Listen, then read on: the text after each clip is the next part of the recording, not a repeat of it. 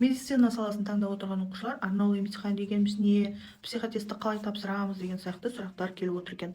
Соларға жауап ретінде видео түсіріп жатырмын. Осы парақшада пайдалы ақпараттар өте көп, грант түрлері, квота түрлері және арнайы емтихан, мамандықтар, барлық ақпараттар бар.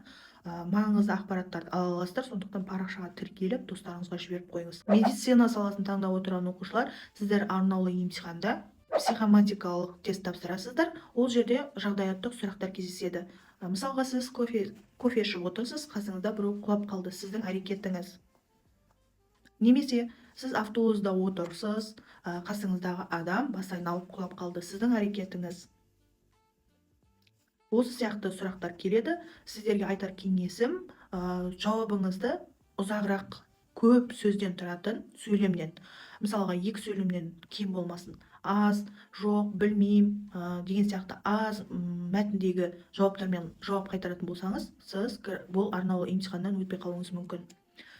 Арнаулы емтиханда дұрыс-бұрыс деген болмайды, ешқандай балл берілмейді, тек сіз өтті, өтпеді деген ғана сертификат береді.